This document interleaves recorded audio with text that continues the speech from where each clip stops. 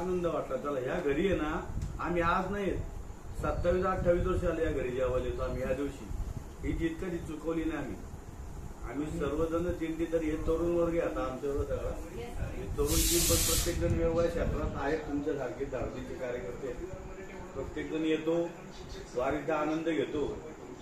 वारीमध्ये आपले भरपूर सहभागी आहेत, भरपूर पाहुणे. आता आम्ही ज्यावेळेस पहिल्यांदा म्हणजे मी आलो ना, मला वाटते साधारण 92-93 मी पहिल्यांदा या घरी जेवायला आलो, बरोबर ना? त्यावेळेला 95ला हा धनु आप्पा होते, सोनबाप्पा होते हा 95ला आला म्हणजे साधारण 40 वर्ष आले, म्हणजे 30 वर्ष आली. हे 25 आणि हे 5 30 वर्षापूर्वी या घरात आलो. आणि तुम्ही त्यावेळेला लहान लहान असाल किंवा काहींचा जन्मही नसेल समजा, त्या काय असेल त्या काय असतील लहान लहान असतील पहिल्या वर्षी बोलत नव्हते. हा 95. नंतर हळूहळू प्रगती आली. आई वगैरे होत्या, आजी होत्या. सिद्धटेकला जाणं तिकडचे पाहुण्यांच्या संबंधितांना आम्ही आलो. आणि दरवर्षी या तिथीला ह्याच घरी जेवायला येतो आम्ही. कुठेही जेवायला जात नाही. बारामतीत कुणालाही काय सांगत नाही, काय नाही. यांचा फोन येतो आम्हाला, इथे या बऱ्हाणपुरात आलं की कॉल येणार आणि आम्ही या घरी जेवायला येणार. हे ठरलेलं. म्हणजे असं आहे ना, ही परंपरा आजची नाही. 1685 साली पहिल्यांदा पालखी सोहळा सुरू झाला देऊमधनं. तुकोबरायांचे तृतीयचरण नारायण महाराजांनी पालखी सोहळा सुरू केला. सुरू केल्यानंतर देऊमधनं निघायचं, आळंदीला जायचं, आळंदीला पादुका घ्यायचं आणि पंढरीला निघायचं. अशी वारी सुरू झाली. 340 वर्ष आले त्या गोष्टीला. आणि आपण त्यानंतर हळूहळू प्रगती होत गेली सोहळ्यामध्ये. दोन्ही सोहळे 1832 पर्यंत एकत्र चालले. नंतर माऊलींचा सोहळा वेगळा झाला, तुकोबरायांचा वेगळा झाला. ते सासवड मार्गे जायला लागले, आम्ही बारामती इंदापूर मार्गे यायला लागलो. हे दोन्हीचे मार्ग वेगळे झाले. आणि आजही तागायत त्यावेळेला खांद्यावरती पादुका यायच्या.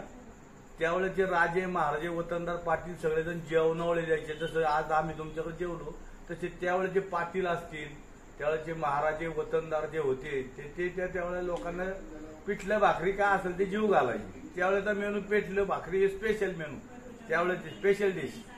आणि सगळेजण आवडीने बसून खायचे आणि परत पुढची वाटचाल करायची. ही पद्धत त्यावेळेपासून आहे. आजही तीच पद्धत आहे. आज फक्त हायटेक सोहळा झालाय. आज महाराज चांदीच्या रथात जातात, एवढा मोठा बदल झालाय. आज बैल आले रथाला, अश्व आले, ते प्रत्येक जण आपापलं कार्यकर्त्यात दिंड्या. 10 मिनिटांमध्ये आमचा सोहळा 1 लाख 2 लाख लोक एका वेळेला रोडला उभे असतात. 6ला पुकारलं तर आमचे लोक 5ला तयार असतात. एवढं मोठी तयारी असते. आम्ही 3ला उठतो सकाळी, आंघोळ्या बिंगोळ्या. जर 6ला निघायचं असेल तर यांना मला तरुणांना सांगायचं म्हणून 2 मिनिटं सांगून पुढे निघतो. ज्यावेळेला तुकोबरायांची आई वडील वारी करायची त्यावेळेला पालखी सोहळा नव्हता. वारी ही विश्वंभर महाराजांपासून चालू आहे. त्या अगोदर माऊलींच्या समकालीन म्हणजे आज शेवटच्या वर्षापूर्वी तुम्ही जर देऊला कधी आले ना, आले असतील तर त्या ठिकाणी ज्या मूर्ती आहेत त्या स्वयंभू मूर्ती आहेत. त्या जगद्गुरु तुकोबरांच्या अगोदर विश्वंभर महाराजांना स्वप्नामध्ये दृष्टांत दिला. त्यावेळेला विश्वंभर महाराज दर शुद्ध एकादशीला पंढरीला जाऊन परत वद्य देऊल जायचं. अशी वारी महिन्याची वारी होती. म्हणजे 10-11 दिवसात पंढरीला जाऊन परत 10-11 दिवसात देऊला, परत पुढच्या एकादशीला जायचंय, अशी वारी होती.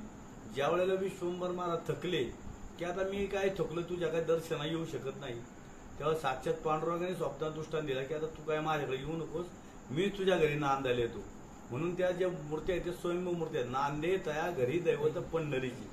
पंढरीच्या नगरीमध्ये तुम्ही गेल्यानंतर पंढरी नगरीमध्ये असं आहे की हे हॉलमध्ये ना आईसाहेब किचनमध्ये, म्हणजे असं आहे पंढरीला पांडुरंग वेगळे आणि आईसाहेब मागे आहे. तुम्ही गेले असेल दर्शनात पाहिलं असेल, ज्यांनी पंढरी पाहिली त्यांचं सांगतोय. नसेल पाहिजे यावर्षी या आवडतो, म्हणजे तुम्हाला वेळ असेल तर या.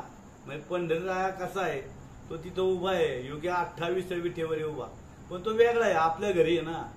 पण देऊला आलाय तो जोडीने आलाय. नांदले त्या घरी दैवत पण जोडीने आलेत. पहिल्यांदा देऊमध्ये विठोबाराक म्हणजे मूर्ती बरोबर आणि मग सगळीकडे हे तिथलं हे. आणि ज्या वेळेला बोल्लोबा महाराज म्हणजे त्यानंतर 8वी पिढी सांगतोय मी. विश्वंभर महाराज नंतर 8वी पिढी बोल्लोबा महाराज, आणि बोल्लोबा नंतर 8वी तुकोबराय, नंतर त्यानंतर आमची 11वी पिढी. परंतु ज्या वेळेला आई साहेब हट्ट करतात की तुम्ही दरवेळेला वारीला जाताय, पंढरीला जाताय, पण मला काही नेत नाही. बरं ते म्हणतात बरं जाऊ द्या पुढच्या वर्षी जाऊ. पण सांगतात घरी की तुम्ही काही तिथे गेल्यानंतर मागायचं नाही, पांडुरंग राहायला काही मागायचं नाही. पण तर ठीक आहे मी काय मागणार नाही. निघतात दरबदल करत करत पंढरी गाठतात. पंढरीमध्ये पण आजही तशी दुकानं आहेत.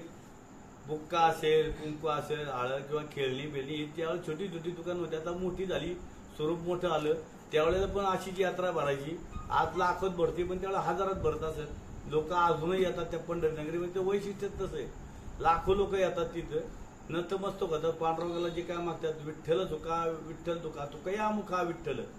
याच्याशिवाय दुसरं काय नाही, फक्त मागणी. मागायचं नाही काय, जायचं. त्याला मागणीच काय करायचं, जायचं नतमस्तक व्हायचं. त्याला आपल्याला काय द्यायचं ते देईल. असं विश्वंभर महाराज आई साहेबांना सांगतात. आई साहेब जेव्हा गर्दीमध्ये विश्वंभर महाराज पुढे चाललेले असतात, गर्दी तिकडं तिकडं थोडंसं मागं पुढं होतं. 2-3 लोक गर्दीत मध्ये घुसतात. आपल्याकडे दर्शना गेल्यानंतर तुम्ही पाहिलंच असेल. विश्वंभर महाराज ज्या वेळेला महाद्वाराच्या प्रवेश द्वारात एंट्री करतात, त्यावेळेला देवाची मान थोडी खाली जाते. का? अरे प्रत्येक ठिकाणी ना एखादा देणेकरी जर आपल्याकडे येत असेल ना, एखादा बघा पैसे मागायला जर घ्यायला तर त्याची ताट मान असते आणि ज्याची द्यायची असते तो खाली बघत असतो. तसं देव खाली बघतात. अरे हा माझा कोण आलाय, याला मी देणेकरी लागतो, आज तो आलाय. आणि आयुष्यात माझ्याकडे काय मागितलं नाही. याच्या पिढीने या कुळानेच काय माहिती नाही. पवित्र ते कुळ पावन तो देते हरिचे दास जन्म घेते. यांनी माझ्याकडे काय मागितलं नाही आतापर्यंत. आणि हे आलेत, आता काय करायचं. विश्वंभर महाराज पुढे जातात, दर्शन घेतात. काय मागत नाही देवाकडे पाहतात, पुढे दिसतात. 2-3 जण मध्ये असतात. तोपर्यंत दर्शन घेतोपर्यंत आई साहेबांची देवाची नात्रा जरूर होती. एकमेकांना नजरेने पाहिलं जातं. जसं कासव पिल्लाला आपल्या काय करतं, नजरेमधून जीव घालतं, नजरेमधून त्याला ताकद देतं, नजरेमधून घडवतं. ते एकमेकाच्या देवातंदाची नात्रा जर होती आई साहेबांची आणि देवाची, पांडुरंगाची. पांडुरंगाला हे न कळत मागतात मनातल्या मनात की आजपर्यंत पोटी संतान नाहीये. ही जी वारी परंपरा चालू होती, माझ्या पोटी संतान दे मागतात मनामध्ये. देव पण बरं तो म्हणतो, बरं झालं आपल्याला काहीतरी यांनी मागितलं. एवढं मागून ते पुढे जातात. आणि त्यानंतर मग तुकोबरांच्या घरामध्ये इतकी गण जन्माला जातात. कान्हो महाराज सिंग, तुकोबरा सिंग, हे जे संतो महाराज, ही जी परंपरा आहे ही त्यावेळेपासून आणि आजही तीच परंपरा पाळली जाते. मागायचं नाही, काही मागणे आम्हा नाही उचित. महाराज म्हणतात की काही मागायचंच नाही, जायचं सेवा करायची. आम्ही पण जातो, जायचं दर्शन घ्यायचं पांडुरंगाचं आणि निघून यायचं.